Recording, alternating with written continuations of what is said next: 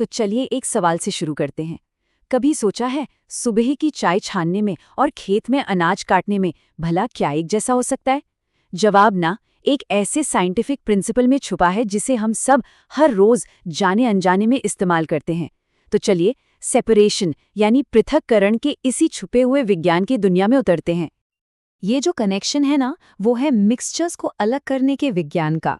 और इसे ठीक से समझने के लिए हम दो बहुत ही जिज्ञासु भाई बहन के साथ एक कमाल की गर्मियों की यात्रा पर चलेंगे। तो मिलिए मल्ली और उसकी बहन वल्ली से। ये दोनों अपनी गर्मियों की छुट्टियां पूरे भारत में अपने रिश्तेदारों से मिलने में बिता रही हैं। लेकिन उन्हें इस बात का बिल्कुल अंदाजा नहीं है कि उनकी ये यात्रा एक साइंटिफिक खोज में बदलने वाली है। उनका सबसे पहला स्टॉप हरियाणा में उनकी नानी का खेत है। यहाँ अनाज की कटाई पूरे जोरों पर चल रही है और यही जगह उनके लिए पहला असली क्लासरूम बन जाती है। यहाँ वो देखते हैं कि कैसे परिवार के लोग चावल और गेहूं में से बहुत ध्यान से छोटे छोटे कंकड़ चुनकर निकाल रहे हैं। अरे, ये तो वही तरीका है जो मल्ली खुद अपनाता है जब वो अपने पुलाव में से साबुत काली मिर्च निकालता है। अब असली चैलेंज तो यहीं से शुरू होता है। भाई, एक कटोरी चावल से कंकड़ निकालना तो ठीक है, आसान है, पर जरा सोचिए पूरे के पूरे खेत के अनाज का क्या होगा? हाथ से एक एक दाना चुनना तो नामुमकिन है। और यहीं पर काम आती है थ्रेशिंग। ये एक ऐसा तरीका है जिसमें फसल को पीट पीट कर यानी बल का इस्तेमाल करके दानों को डंठल से अलग किया जाता है। हाँ, आज ये काम बड़ी बड़ी मशीनें करती हैं, पर इसके पीछे का जो सिद्धांत है वो सदियों पुराना और एकदम सिंपल है। लेकिन एक मुश्किल सुलझाओ तो दूसरी तैयार खड़ी मिलती है। अब अनाज तो डंठल से अलग हो गया, पर वो अभी भी हल्के भूसे के साथ मिला हुआ है। अब इन दोनों को कैसे अलग किया जाए? इसका हल कुदरत में ही छिपा है। तरीका है ओसाई। इसमें किसान एक ऊंची जगह पर खड़े होकर अनाज और भूसे के मिक्सचर को धीरे धीरे नीचे गिराता है। फिर क्या, हवा अपना काम करती है। वो हल्के भूसे को तो उड़ा ले जाती है और भारी अनाज सीधा नीचे गिरकर एक ढेर बना लेता है ना एकदम सरल और कितना असरदार तरीका। और देखिए, ये साधारण सा दिखने वाला काम कितनी गहरी सच्चाई दिखाता है। महान कवि कबीरदास जी ने इसी प्रक्रिया का इस्तेमाल ज्ञान के लिए एक रूपक की तरह किया।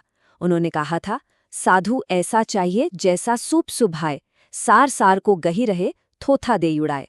मतलब ज्ञान वही है जो काम की चीज को रख ले और बेकार को उड़ा दे। तो चलिए अब इनकी यात्रा के अगले पड़ाव पर चलते हैं। हरियाणा से निकलकर अब ये पहुंचते हैं अहमदाबाद। यहाँ मल्ली और वल्ली को एहसास होता है कि सेपरेशन का ये विज्ञान सिर्फ खेतों तक ही सीमित नहीं है। अरे, ये तो रसोई में भी उतना ही जरूरी है। जैसे जब उनकी दादी पूड़ी बनाने की तैयारी कर रही होती है तो वल्ली उन्हें देखती है। वो एक छलनी का इस्तेमाल करके महीन आटे को मोटे चोकर से अलग कर रही हैं। इससे आटा एकदम मुलायम बनता है। अब इनकी यात्रा दक्षिण भारत की ओर बढ़ती है और यहाँ दो बिल्कुल अलग अलग पेय, एक नमकीन और दूसरा मीठा, सेपरेशन के दो नए और बहुत दमदार तरीके सामने लाते हैं। साबरमती आश्रम में उन्हें मशहूर नमक सत्याग्रह के बारे में पता चलता है और साथ ही उसके पीछे के विज्ञान के बारे में भी, यानी वाष्पीकरण या इवैपोरेशन। ये वही प्रोसेस है जिससे समुंदर के पानी से नमक बनता है। पानी को धूप में छोड़ दिया जाता है, वो भाप बनकर उड़ जाता है और पीछे सिर्फ नमक रह जाता है। फिर पुडुचेरी में उनके दादाजी उन्हें चाय छानने के दो तरीके दिखाते हैं। पहला है निस्तारण, जिसमें चाय को थोड़ी देर रखकर धीरे से दूसरे कप में डाल देते हैं। ये तरीका तेज तो है, पर कुछ पत्तियां कप में आ ही जाती हैं। और दूसरा तरीका है निस्यंदन, यानी हमारी अपनी चाय की छन्नी का इस्तेमाल। इससे चाय एकदम साफ मिलती है। तो बात यह है कि हर काम के लिए एक सही तरीका चुनना जरूरी है। अब आता है उनकी यात्रा का आखिरी पड़ाव, और यहाँ सेपरेशन की कुछ ऐसी तकनीकें सामने आती हैं जो चीज़ों के घनत्व यानी डेंसिटी और यहाँ तक कि कुछ अदृश्य शक्तियों पर भी निर्भर करती है।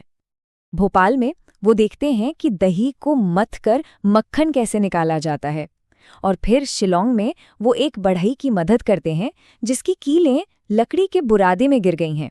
कैसे? एक चुंबक का इस्तेमाल करके। ये एक बहुत ही साधारण सी तरकीब है, लेकिन रिसाइकलिंग जैसी बड़ी इंडस्ट्रीज में इसका बहुत इस्तेमाल होता है। तो हरियाणा के खेतों से लेकर शिलोंग की वर्कशॉप तक, इस पूरे सफ़र में मल्ली और वल्ली ने एक बहुत बड़ी बात सीखी। वो ये कि ये सब सिर्फ घर के कामकाज नहीं है, बल्कि ये वो वैज्ञानिक सिद्धांत हैं, वो प्रिंसिपल्स हैं जिन पर हमारी दुनिया चलती है। उन्होंने अपनी आंखों से देखा कि कैसे हर समस्या का एक खास समाधान होता है। कहीं पर चीजों के आकार और वजन का फायदा उठाया जाता है, तो कहीं पदार्थ की अवस्था बदलकर, जैसे पानी को भाप बनाकर या फिर चुंबकत्व जैसी शक्तियों का इस्तेमाल करके चीजों को अलग किया जाता है। ये सारे तरीके मिलकर ही हमारी दुनिया को व्यवस्थित बनाते हैं। मल्ली और वल्ली की यात्रा तो यहाँ खत्म हो जाती है, पर जो सबसे बड़ी सीख है वो हमारे साथ रह जाती है। ठीक वैसे ही जैसे भूसे में से अनाज को अलग किया जाता है, शायद आज के ज़माने में सबसे ज़रूरी हुनर यही है कि हम सूचना यानी इन्फॉर्मेशन के इस विशाल ढेर में से काम की बात को कैसे छानकर निकालें और ये समझें कि असल में ज़रूरी क्या है।